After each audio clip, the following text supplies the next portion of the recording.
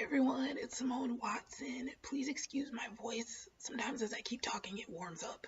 You may know I lost it 10 months ago and have been gradually getting it back, so please excuse that. I am here to do a wrap up for the Winter Biannual Bibliothon and an update on my Year of Epic Reads challenge. So, first of all, the Winter Biannual Bibliothon, there's a channel for the Biannual Bibliothon, which I will link below. All of the hosts are amazing. You may want to follow them as well as the channel. But it was an event that happened last week from Saturday the 12th to Friday the 18th. I had a TBR video, which I posted here, and I actually didn't stick to my TBR. I finished exactly one book during the Biannual Bibliothon, and it was not on my TBR. It was Cinder by Marissa Meyer. I had already started it before the readathon, and I was like, I should put this on pause so I can read something else, but then I was just really tempted to keep reading Cinder, so I kept reading Cinder while listening, because it's an audiobook. I just kept going with Cinder, and I finished it. But the great thing is it did fit one challenge of the Biannual Bibliothon, which is to read an author that's new to you, and another great thing is I had fun, and that's, I guess, like the main point of any readathon, is to have some fun. So then I did pick up another audiobook. After that, I was using the Libby app. So I picked up another audiobook called Not the Killing Type by Lorna Barrett. This was for two more challenges in the Winter Biannual Bibliothon. One is to read an adult book, and one was to read a book with a cover you don't like. And this one, like, the regular book cover seems to be okay according to Goodreads, but I really don't like the audiobook cover because it looks like there's this nice picture of a bookshop and it's got some depth, and then someone pasted like a cat on top. Like the cat looks so two-dimensional. Looks like somebody took a nice photo of a bookshop, or maybe not a photo, but like a nice picture of a bookshop, and like glued like a little cat photo on it, or something. Not really a photo, but it's something weird. It's like this doesn't have depth, but everything else has depth. It's weird, so I don't like that cover. But happily, that was my first cozy mystery, I think, that I read all the way through. Um, I did not finish it during the Biennial Bibliothon, but I did finish it a couple days later. So basically, to conclude the talk about the Winter Biennial Bibliothon, I did enter 4 of the 7 video challenges. There were video challenges, and I had a lot of fun with those too. So I'm really appreciative to the hosts for hosting this readathon, and I'm excited for the summer Biennial Bibliothon, which will be happening sometime in the summer. Okay, so now it is time for me to update you on the Year of Epic Reads challenge, which is a challenge that I've been doing this year.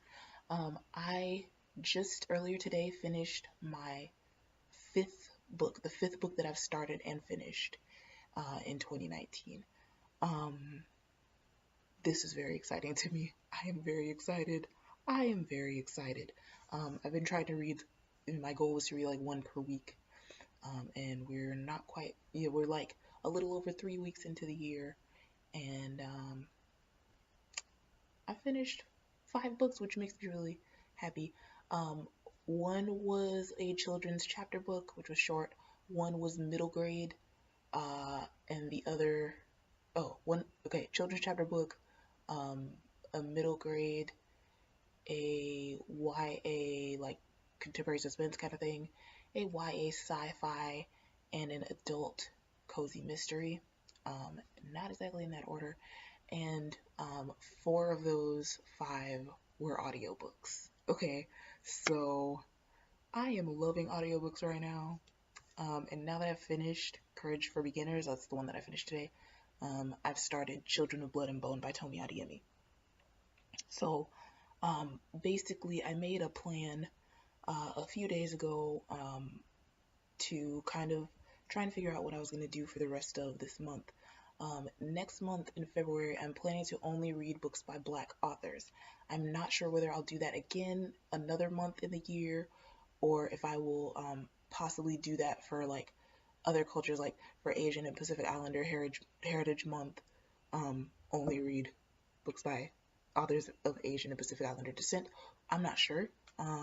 That might be fun, but I know for sure that in February I'm only planning to read books by Black authors, and I'm so excited about that. So I was making a plan to kind of see what I think I could finish by the end of this year. So I kind of made a little queue for 4 different things. One is for physical books, for audiobooks, so I made 4 Qs. Physical books, audiobooks, ebooks on my phone, and ebooks on my laptop.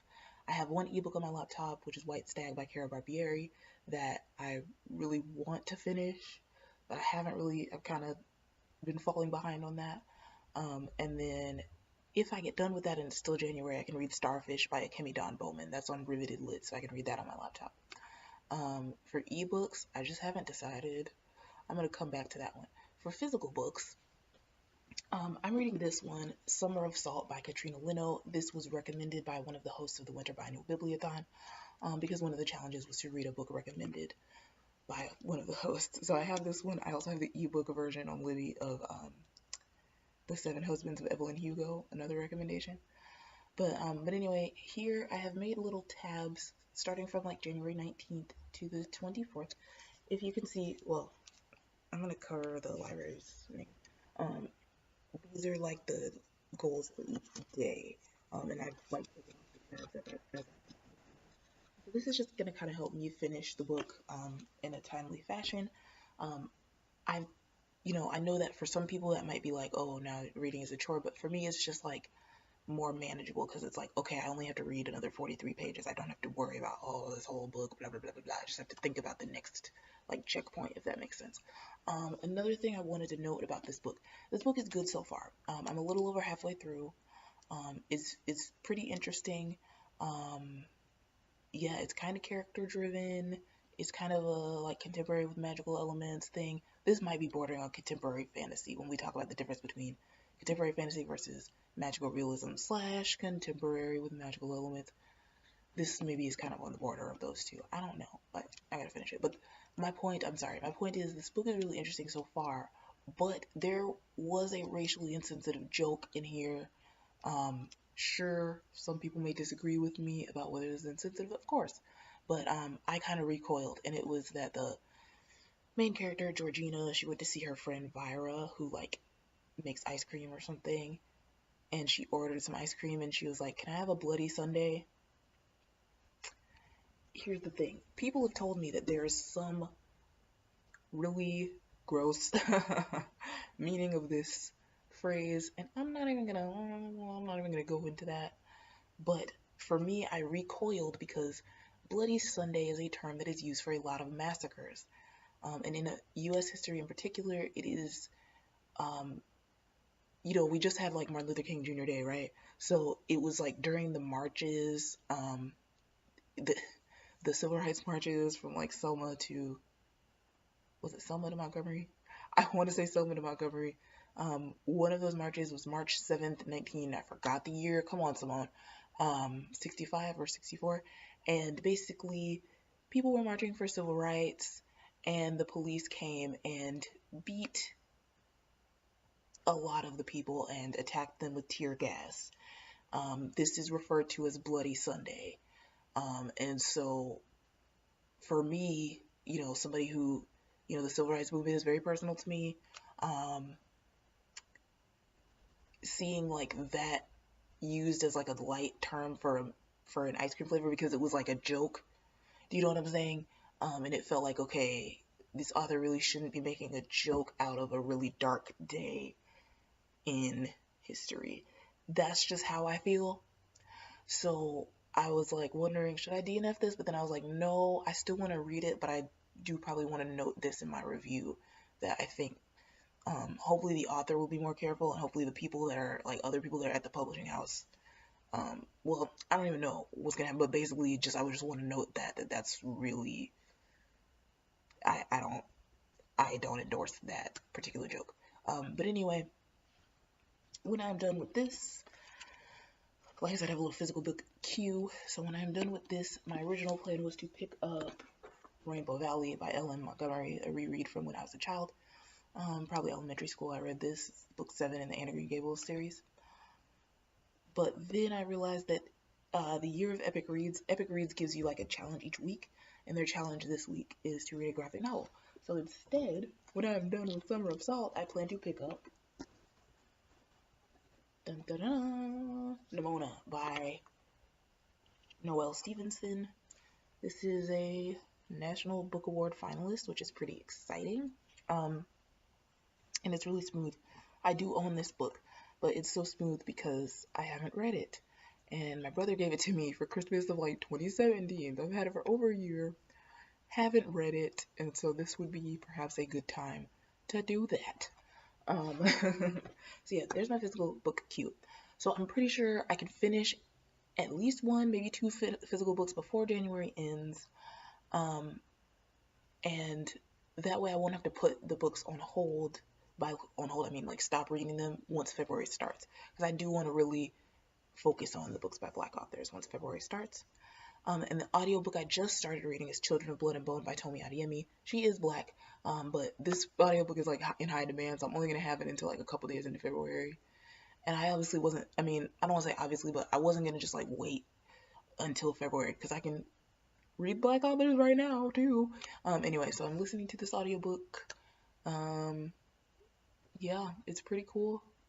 It's pretty long, so I'm glad to be kind of starting early with it.